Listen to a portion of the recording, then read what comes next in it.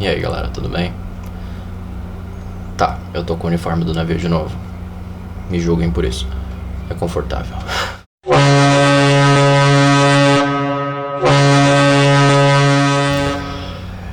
Me perguntaram agora no Facebook como é que faz pra entrar no navio e por onde começar. Cara, vamos lá. Eu vou explicar de novo isso. É um procedimento fácil, é um procedimento simples, mas é um pouquinho complexo, né? Ele envolve alguns passos. Primeira coisa, eu preciso que vocês prestem atenção nisso. Não adianta querer ir trabalhar a bordo, seja para qualquer companhia que for, sem ter o inglês. Então, o primeiro passo, antes de correr atrás de qualquer documento, antes de correr atrás de qualquer cursinho, é o inglês. Tem muito aplicativo por aí, tem o Live Mocha, tem o Busuu, tem o Café Inglês, tem no YouTube um monte de vídeos, tem casais que ensinam inglês vivendo lá. O Canadá Diário é um ótimo canal que mostra bastante da convivência em outro lugar. E assim, eles têm um inglês muito bom que eles também ensinam, tem um curso deles, não estão me pagando nada por isso, só recomendo porque é bom mesmo. Tem outros canais que falam muito bem como é falar inglês, vivenciar as coisas em inglês, interagir no mundo em inglês.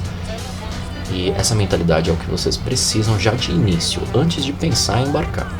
Porque o navio não é um intercâmbio. O navio não é uma escola onde você vai para aprender ou melhorar seu inglês. Você pode ir com inglês básico, que sim, você vai melhorar com o tempo ou não. Mas não é a melhor coisa que eu te recomendo a fazer, não. Porque você vai com o básico, você vai voltar com o básico. Só que um básico viciado. Tem muita coisa a bordo que é vício de linguagem, linguagem operacional, funcional, gírias de cada navio.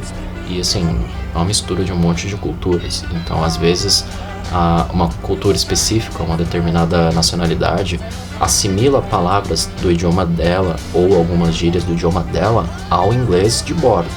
Então, você vai ouvir muita coisa como bomboclat, pussiol, muitos palavrões, claro. Você vai ter momagaio, você vai ter tique-tique, você vai ter taca-taca, você vai ter mess, você vai ter basura, tem um monte de coisinha, sabe? Palavras que não são úteis pra você no restante do mundo. Se a pessoa já foi tripulante, se a pessoa já trabalhou a bordo ou já teve alguma coisa a ver com o navio, ela vai entender, talvez sim, talvez não. Mas não necessariamente um americano, um britânico, um australiano, um canadense ou até um brasileiro que fala inglês vai te entender, porque não faz parte do idioma. Se a sua ideia é morar em outro lugar e o navio vai ser uma alavanca para ti, seja para juntar dinheiro ou para melhorar na sua convivência, é melhor você ir já com inglês intermediário, sabendo distinguir o que são palavras próprias e nativas e o que não são. Assim, eu particularmente eu voltei com muitos vícios de linguagem, porque eu trabalhava dentro do navio. Então assim, dentro do navio eu digo na parte interna, nas pantries, nas galleys, passava muito por dentro dos restaurantes e o meu contato não era com os guests, não era com os passageiros, era com os tripulantes e geralmente os que tinham um nível mais baixo de conhecimento do inglês, porque são aqueles que trabalham em house. Então assim, eu peguei muito vício. Barutility fala muito palavrão, fala muita gíria, eles são os motoboys a bordo, sabe? Não desmerecendo os motoboys, gente, não é isso. É que todo mundo conhece motoboy, todo mundo sabe que eles falam muito palavrão, muita gíria, brincam muito, porque eles escolhem isso, né? Faz parte da vida deles, do cotidiano. Barboy é quase a mesma coisa. Então assim, eu entrei com o Barutility, passei um contrato inteiro com o Barutility, me desenvolvi muito bem na profissão, né? Aprendi muita coisa, eu já era bartender de carreira, mas eu fui com o Barutility porque eu queria. Eu quis entrar como um Barutility para crescer da função mais baixa para mais alta, essa era a minha meta. Tanto que o motivo de eu ter saído do Independence foi eu ter sido rebaixado por erro de uns outros caras lá. Num outro vídeo eu explico isso daí, mas não foi muito culpa minha não. Mas vamos lá. A ideia principal, você tem o idioma, você já tem ali a base para poder se comunicar. Então, ok. Próximo passo, o que você vai ter que fazer? Você vai ter que escolher uma função onde você queira se desenvolver, nem que seja um pouco. Seja no bar, seja no restaurante, seja no entertainment, seja no hotel, seja no que vocês quiserem. Mas assim, uma profissão que seja uma profissão que você goste de fazer, para você não passar raiva. Então assim, não vai escolher uma função qualquer. Eu vou ser housekeeper porque eu acho que vai ser mais fácil dobrar a coberta. Vai pensando que é assim. Não é tão simples não. Housekeeper sofre muito, rala muito, trabalha muito, ganha às vezes muito, mas ganha pouco na maior parte do tempo e passa muita raiva. De verdade, eu conheci muita housekeeper que faltou ser internada em algum manicômio porque já tava enlouquecendo por causa de chefe chato, cliente que tava enchendo o saco ou alguma coisa assim. Sempre tem. Quem trabalha com hospitalidade sabe que tem as pessoas que são aqueles... Bom, vocês entenderam. Mas assim, escolha uma profissão que seja bacana pra ti, que você queira pelo menos conhecer, interagir e passar nem que seja 6 meses nela. Então, a partir daí você vai aprender um pouco sobre essa profissão, o suficiente para se considerar básico nela. Você poder receber ordem, entender alguma palavra que seja funcional e fazer. Então, assim, se você vai escolher trabalhar no bar, no meu caso eu vou falar disso porque é o meu foco. Então, você vai ter que ter o conhecimento básico de o que são os materiais de bar, quem são os seus chefes, quem são os seus companheiros e quem são os seus colegas. Tem uma diferença gigante aí. Você vai ter que entender mais ou menos ali por cima das bebidas, das garrafas e dos copos.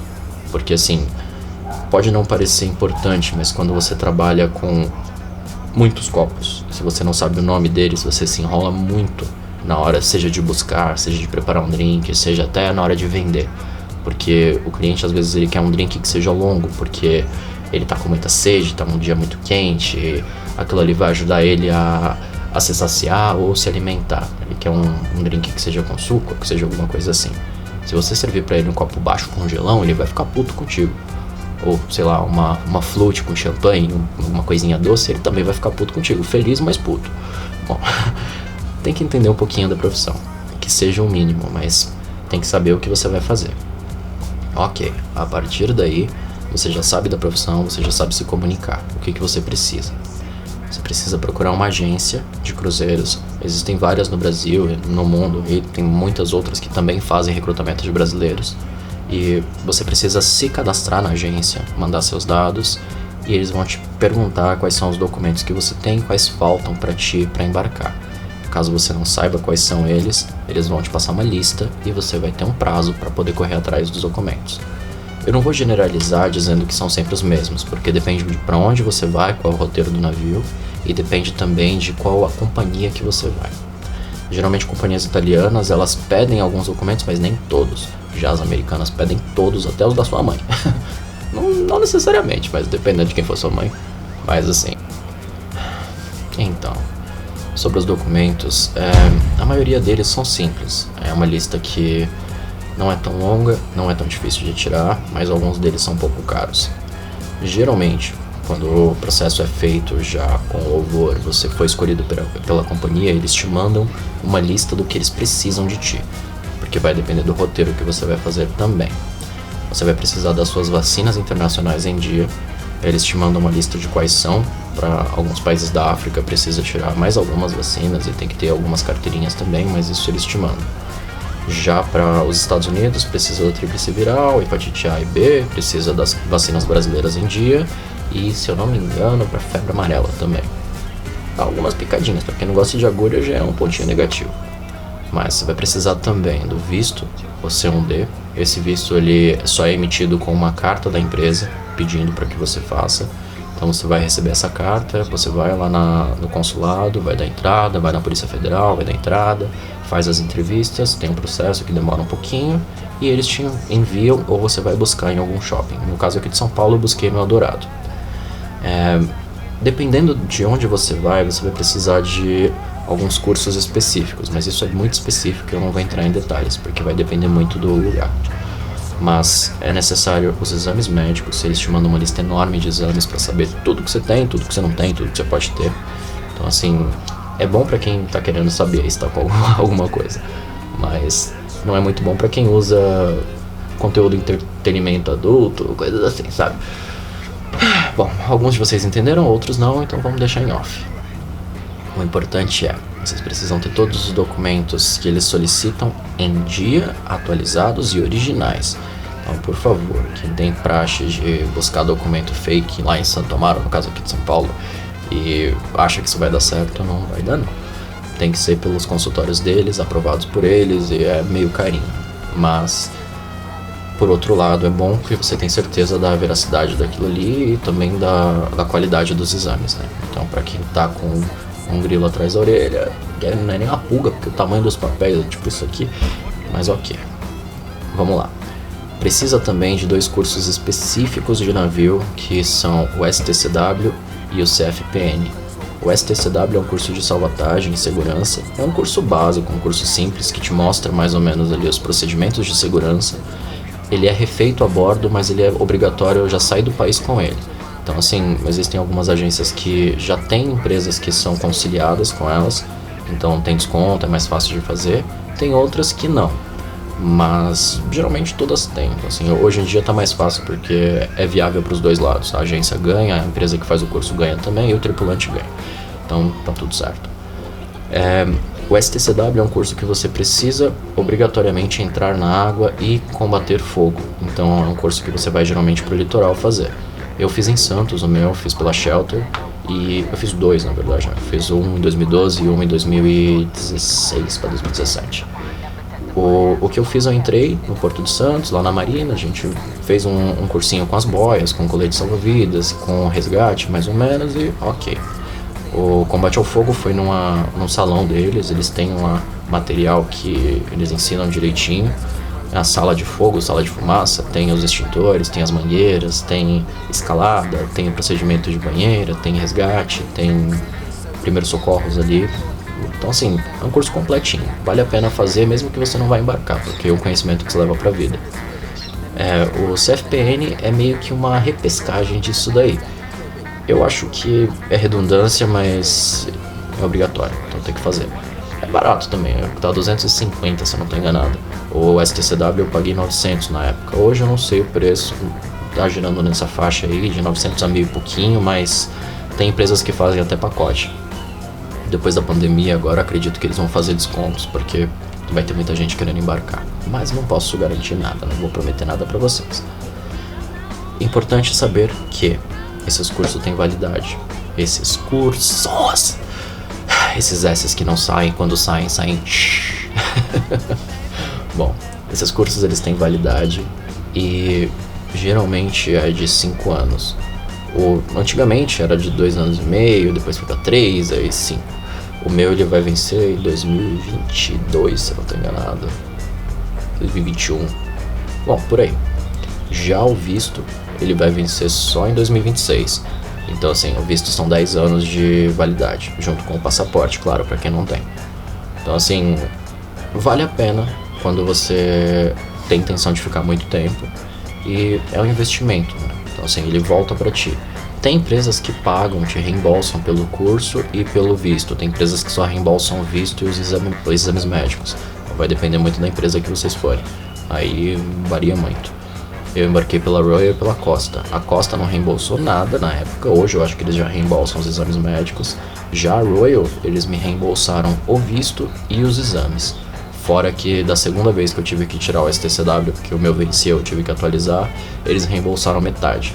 Mas eu não entendi direito o que o Pusher explicou, mas não era um procedimento de praxe. Então vai depender muito aí. Tem que se perguntar isso antes de ir com a certeza e cobrar os caras. Mas eu recomendo muito que vocês corram atrás do Seaman's Book antes de todo esse processo. Já saber como faz para tirar, onde que tira a bordo, quais são os documentos necessários, quanto tem que pagar. Porque o Seaman's Book é como se fosse um passaporte marítimo. Então, para quem vai passar por muito lugar, é bom que tem todos os carimbinhos lá. Você pode pedir lá no Crew Office que eles façam os carimbinhos para vocês. Então, compensa para quem coleciona. Eu vacilei, no meu último mês de navio eu falei, eu vou tirar meu Seaman's Book. Aí não deu tempo de tirar. Acabei que eu não fiquei com os meus 28 carimbinhos, porque... Mas é besta. Mas então, já sabemos os documentos, certo? Ok. E agora? Uma vez que você já está com tudo isso na mão, vai precisar de um documento chamado LOE, Letter of Employment, que é a sua cartinha de trabalho. Eles já vão te mandar no começo de todos esses documentos aí, mas você precisa correr atrás dela para ter certeza com o Crew Office se ela tá válida, se é para aquele navio mesmo, se tá tudo certo, se não tem nenhum erro ali. Porque essa carta é o que garante a sua entrada no navio, que garante a sua entrada no país que você vai embarcar e também no avião. Então ela é como se fosse a sua certidão de nascimento ali como tripulante. Tendo ela na mão, você vai para o lugar que você precisa ir. Não tendo ela na mão, você não passa do aeroporto. Então assim, no meu caso, por exemplo, porque eu tô dando tanto valor a essa carta? Quando eu ia embarcar, eu ia pro Brilliance. E a minha carta tava pro Brilliance. Uma semana antes de eu ir para o Brilliance, falaram: Luiz, ocorreu um probleminha no Independence, nós precisamos de você lá no Independence. Levou 4 dias para os caras me mandarem essa carta. Então, pertinho de eu embarcar, eles me mandaram um e-mail com uma carta errada, que o porto estava um porto diferente. Aí eu tive que pedir atualização, correção. Fizeram, mandaram errada de novo. Eu liguei de novo, falei com o indiano, o cara: I'm gonna help you, my friend. E beleza, ele me ajudou de verdade, mandou, deu tudo certo. Mas é uma correria que eu acho que não era necessária. Então assim, se der, corre atrás antes. Corre atrás pra saber se tá tudo certo. Porque você tendo todos os documentos na mão, tendo já a ideia na cabeça da função que você vai fazer, que você tá indo pra trabalhar, que não tá indo pra fazer intercâmbio, pra curtir nem nada, você tem já como se comunicar, seu contrato vai ser um sucesso. Agora, se você for com qualquer coisinha faltando, você vai ficar com a pulga atrás da orelha o tempo todo. Vai ficar sempre se perguntando se, pô, será que tá tudo certo? Vai ficar toda hora correndo no crew office pra saber se chegou, se deu tudo certo, ou sei lá. Então evita dor de cabeça. A bordo, qualquer coisinha é um problemão. Então, você quer embarcar, quer ter um contrato bacana, corre atrás de tudo, pesquisa muito, se informa e vai. Mas vai com fé. Porque força você vai ter que desenvolver lá. Porque se tiver força, quando você embarcar, você já vai bater em alguém. E uma diquinha bônus pra vocês. Comida a bordo não é comida de restaurante, não. Então assim, você tá indo achando que vai experimentar a culinária mundial com temperos e sabores diferentes, não é bem assim não. Tem muita gente que eu conheci que foi a comida o motivo do desembarque. Geralmente as pessoas não se acostumam tão rápido, então busca saber se o navio que você vai tem a opção de você colocar comida na cabine, com uma geladeirinha, alguma coisa assim. É bem importante. Parece que não, mas é bem importante. Nós brasileiros estamos acostumados com tempero forte, com sabor na comida, com uma variedade ali de adendos na comida. Lá você tem muitas opções, mas geralmente são peixes, várias opções de arroz e pra quem gosta de peixe é uma boa, mas assim, não tem tanto sabor, não tem tanto tempero, não tem aquele algo a mais. Quando vocês embarcarem, vocês vão ver o que eu tô falando. É uma coisa que vai ferir direto no seu estômago ali, porque você vai se sentir sempre com fome, ou sempre na necessidade de comer mais alguma coisa. Então, vão com isso na cabeça. Se der, compra um miojinho. Bom, gente, falei demais. Vocês estão vendo aí que eu gosto de falar, então aproveita isso aí. Se vocês ficaram com alguma dúvida, pergunta aí nos comentários, ou sei lá, se ficou faltando alguma coisa, você que já é tripulante, comenta aí para que eu possa complementar o conteúdo depois, porque isso vai ajudar muita gente. E nós sabemos que, né, tá ruim agora, mas depois vai melhorar. Então, beijinho pra vocês.